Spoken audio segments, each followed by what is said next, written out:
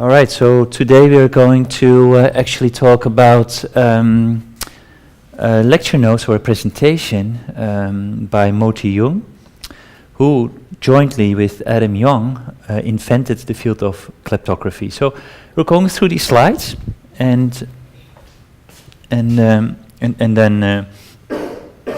not all of them, just a portion, and with the aim to get you really familiarized with what kleptography is about. So, Jung's presentation starts with this. Quite a while ago, cryptography seemed to be really a good solution.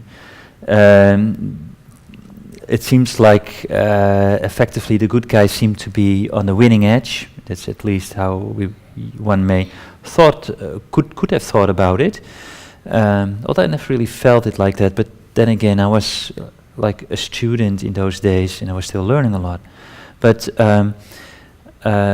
books appeared and so forth. So crypto is a protective technology.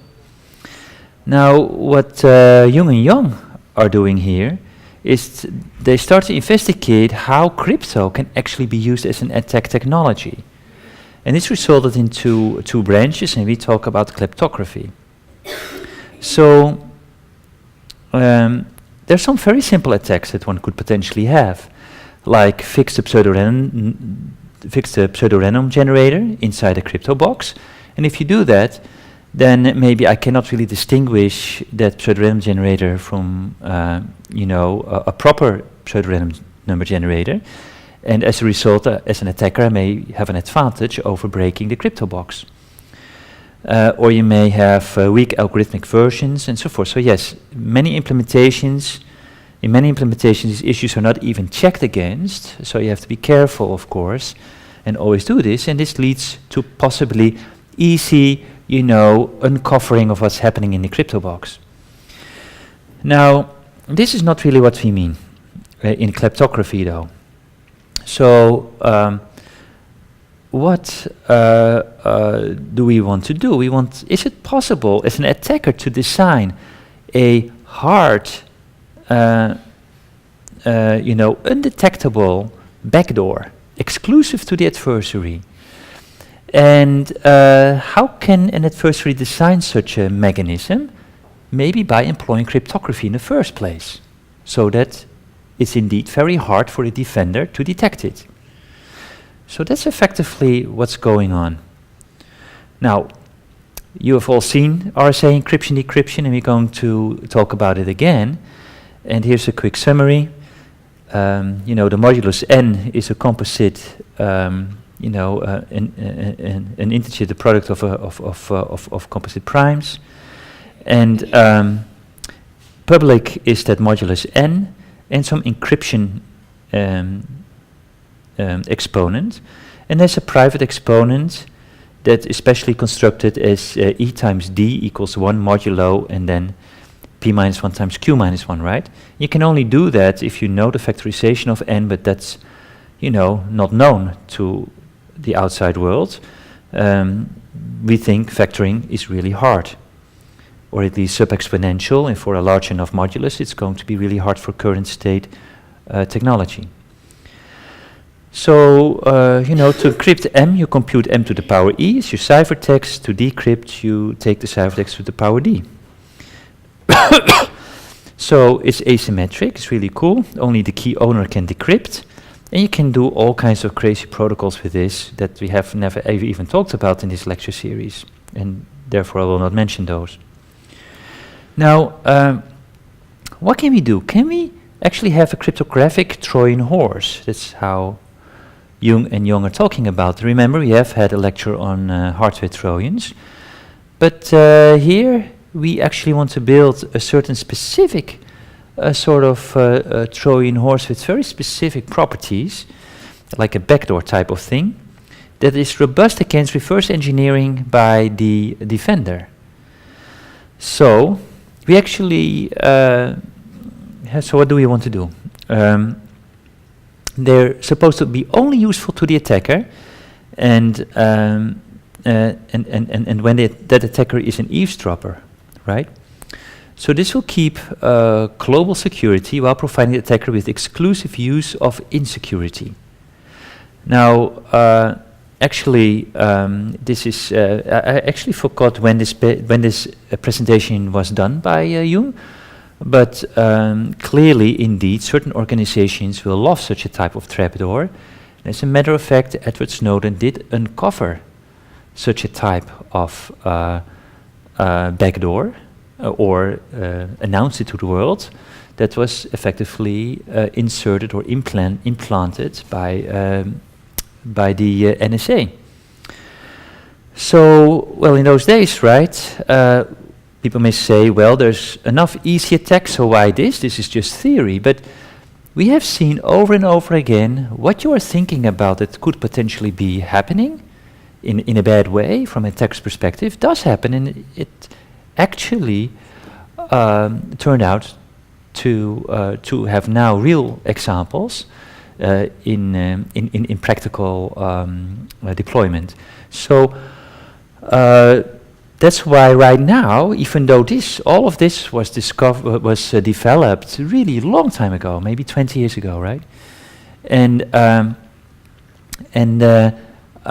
just recently, over the last few years, a bunch of crypto papers have appeared, and Alex Russell of the CSE department actually has been able to publish, I think, got another paper accepted, if I'm not mistaken, on kleptography, and also, about countermeasures, making it more secure so that you can deal with kleptographic attacks. Anyway, we'll not go there, but it's quite interesting. So let's now talk about kleptography. So what's it about? So it's a study of stealing information securely, efficiently and subliminally. So he calls this exclusively and unnoticeably. So, so in a way, if you steal from your most trusted hardware protected systems, and unscrutinized software and so, where you do not access the algorithm, etc. So you really steal like key secrets and so forth. And you want to employ crypto against crypto. So you are hiding crypto in crypto. It's like a steganography, text hiding text. Like you have this watermarking mechanism. You don't see the watermark in a picture, and yet it's hidden in there. Very interesting, right? So can we do that with crypto? And can we exploit the asymmetry in public key cryptography? Okay, so so what's the goal? Develop a robust backdoor within a crypto system that offers the following properties: exclusivity, right? So provides only to the attacker the desired secret information, like the private key of the user. Indistinguishability cannot be detected in black box implementations. Remember that we talk about black box implementations effectively when we talk about Hedge, about our hardware Trojan framework that I discussed last lecture. And there we actually gave a little bit more insight. It was not purely black box. We gave like the netlist, and then a netlist can be used to experiment with, but effectively you can think of it as a black box in the following way, where you can essentially test the netlist and get some response out of that. But you do not really know the inner working of the netlist. You do not know where a hardware Trojan is possibly situated and so on. You're not trying to take the netlist and do some reverse engineering through model checking whether certain things are actually happening in there that ought not to happen, because that is supposed to be way too hard. But in this particular goal over here, we really want to have a very strong notion, which is that sure, you have this black box implementation, meaning I can give it input and I can see output, but I want to even prove indistinguishability, meaning that it is actually provably hard, based on some hardness assumption, to ever learn from this I/O pattern that some, kleptography was implemented, or this crypto hardware Trojan was implemented. While in the previous lecture, right, we were talking about the assumption, which is not well established, that reverse engineering of the netlist will not uncover the hardware Trojan. But now we have actually a very different situation. So I have this black box. So situations are a little bit different. Obviously, we talked in the last lecture also about more of a production line of when you would, crystallize the IP core that you would buy into, effectively, put it in a product of yours and so forth. So this is kind of different, but we really want to have strong properties that are rigorously proven. Yeah. So this means that the function which has this backdoor embedded in it should be non-deterministic. Otherwise, it cannot have this indistinguishability. That's a good point.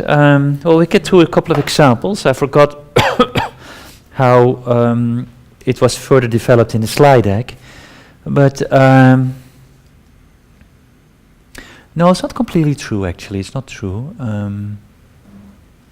No, I could replace a true random number generator by a deterministic pseudo-random number generator, where the seed is known to me. Then I can pretty much do anything I want. As an attacker, I can. And that it means that the original function pattern, TRNG, and it is non-deterministic. Right, sure. Oh, that's what you mean. The original function has some non-deterministic to it. Also not completely true. We will find out. Oh, maybe somewhat true. Yeah, somewhat true. Actually, we will be talking about RSA, and we'll talk about the key generation algorithm, which in itself uses true randomness. But if you then, we will see that you can make it such that it is indistinguishable from, say, a deliberate type of structure that will allow the attacker to just, by looking at the public key, uncover the secret key. So we'll get to that in a moment. Yeah, so you're right, actually. So yes, there must be some randomness that you need to exploit in the original algorithm. So forward secrecy is another property you may want to have. If a reverse engineer, so not the attacker here, breaches the black box, then the previously stolen information remains confidential. That is, it's not really known what you got. Ideally, confidentiality holds going forward as well, like what we call backward security, if the exposure is temporary. So it's kind of interesting that he talks about backward security here, so it's good to look back into that type of literature for some of us who are thinking about that topic. So the successful reverse engineer may learn that the attack is carried out, that is a different algorithm is run, but will be unable to use the backdoor.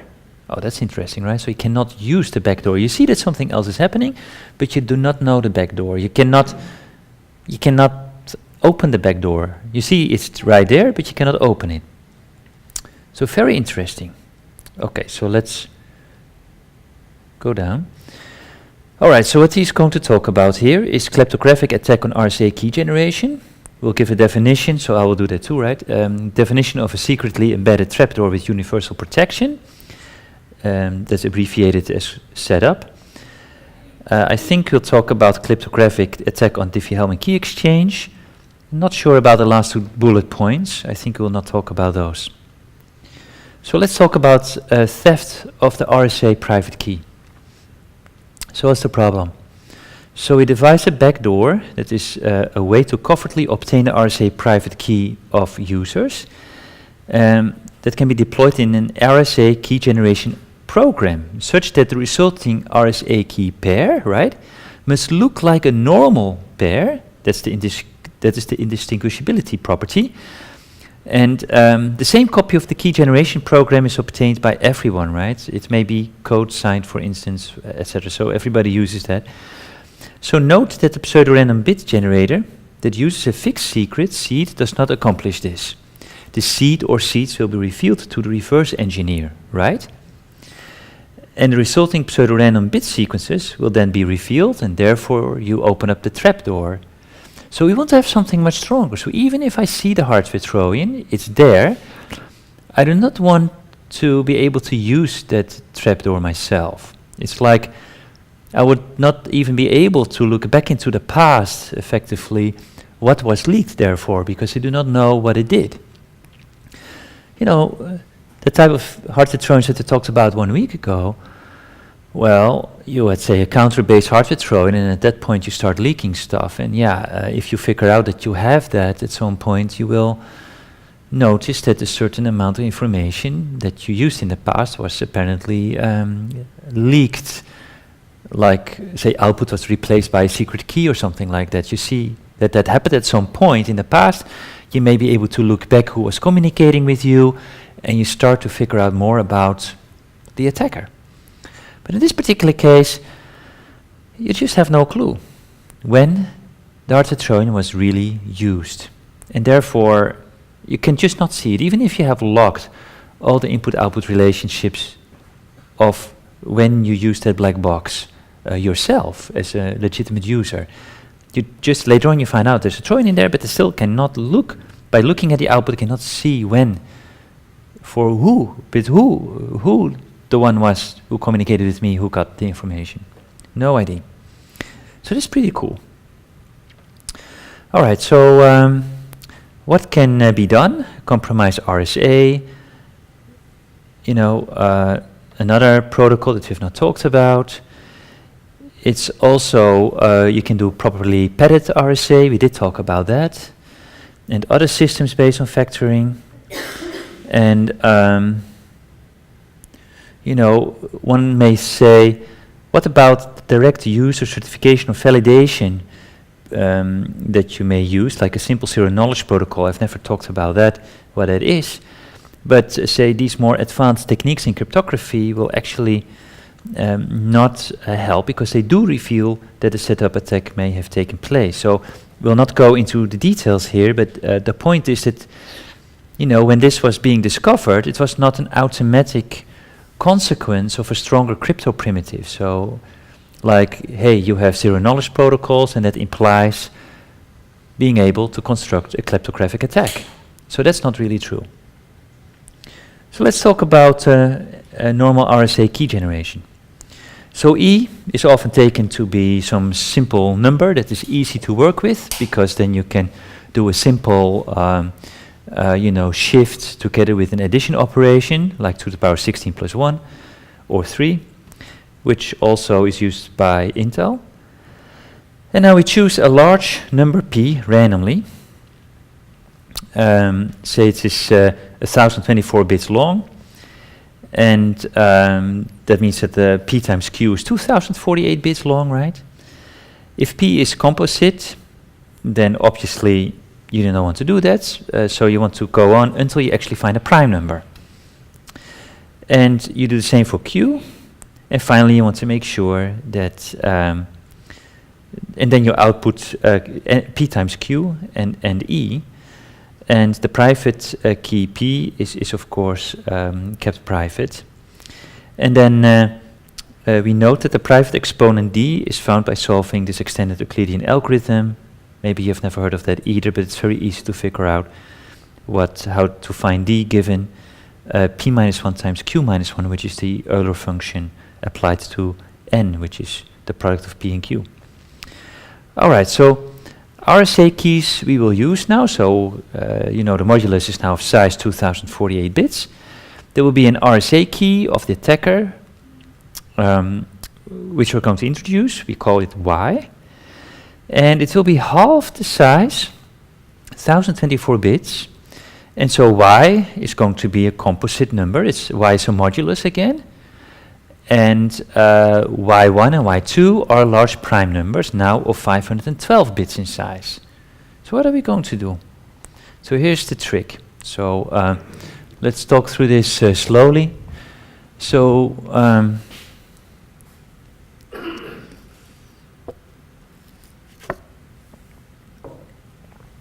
So the key generation algorithm is now modified to contain a crypto Trojan.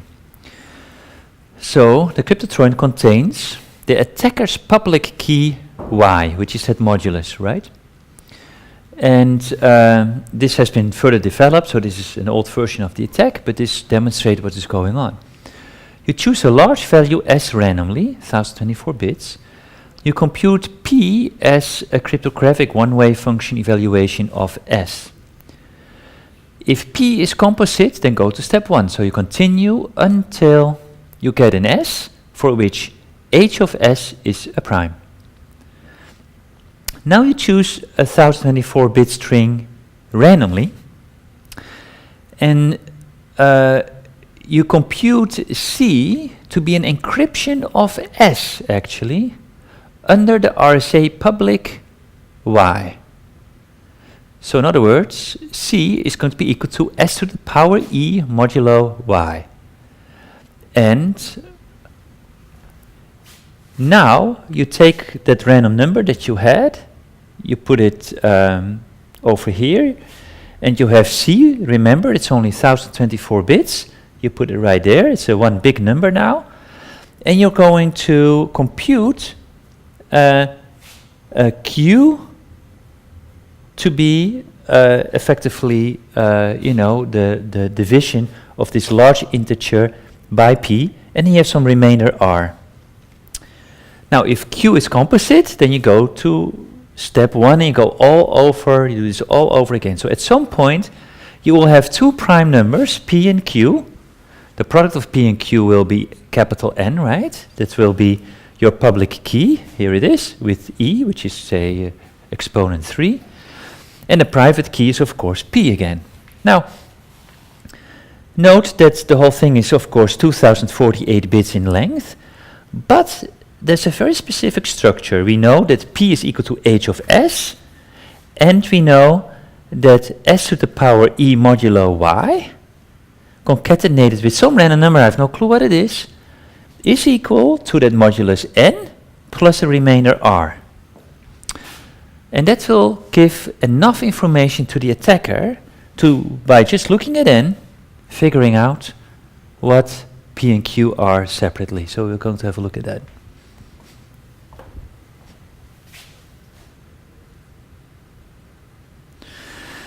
So here it is. So what do we know? We know that this big integer, of which C is that special ciphertext under the public key of the adversary, concatenates with some random bit string, minus R is equal to N. Now, it will turn out that R will be about the square root of N as a remainder. It's sort of typically the case. And therefore, it will have about 1024 bits of bits representation. So if I subtract R, I will affect the random portion of the number, but barely affect C. Maybe I affect 1 bit of it due to carryover. And that means that the value, once you compute effectively, once you look at N therefore, I look at the most significant 1024 bits, and I will actually see C as an attacker. That is, I will see either C or C plus 1, depending on the carry bit that I have. So, that is pretty cool, because if I have C, since it's encryption by the attacker's RSA key Y, I can decrypt C, or C plus 1, and do one of the two. I will get back the plain text, which is, so let me have a look back what that was. I thought it was S, exactly, here it is, right, at this particular spot. And that means that by just observing the modulus N, looking at the most significant bits, I will see C or C plus 1. That's it. For both, I'll do a decryption under the private key of the attacker, and I will get S for one of the two cases. I take the hash of S, and it will give me the prime number P. So I check, of course, whether P divides N. If it does, I factor N, I break the RSA. So that's it. Now, why is this so cool? Well, the cool thing is that for anyone else who sees, first of all, just the modulus, this C over here really looks random because we have a hash function in there, right? Like, how should I put it? It's a P is the H of S, right? And C is S to the power, the encryption key of the, is S to the power the a public key of the attacker. Now, first of all, I cannot, because the H function is one way, so that's one hardest assumption that I must believe in, I cannot really use P and then figure out what S is. I have no clue. It can be any S because of the one way of assumption. That doesn't give me anything. S to the power, C is equal to S to the power the public exponent, but that's really like RSA security. I can't break this if I believe that a 1024-bit modulus cannot be factored by me, right? Notice, though, that the security is pretty much halved. Like the original user had a security with a 2048-bit modulus, which through sub-exponential best-known algorithms, I think goes down to about 160-bit security, meaning it takes about 2 to the power 160 computational steps in order to figure out a factorization. So when we look at the attacker, it uses only a 1024-bit modulus, and therefore it will be about an 80 bits, maybe a little bit less, maybe a little bit more, because it's sub-exponential, bits security. So,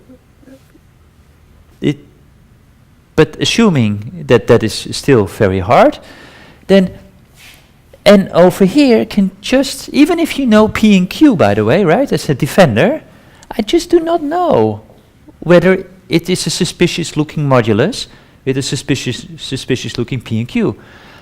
By the way, if I look at the key generation algorithm and somebody shows it to me and say, oh my God, what's happening here? You know, I cannot use the trapdoor. So, because I do not know the private key that the attacker knows. So I have no clue, even though that key generation algorithm has produced a bunch of these n, p's, right? I just have no clue what the underlying, I would not be able to figure out. I cannot employ the trapdoor for other moduluses that I see in the field. No clue. So that's the indistinguishability, and also that reverse engineering property, which name I've now just forgotten. So probably on the next slide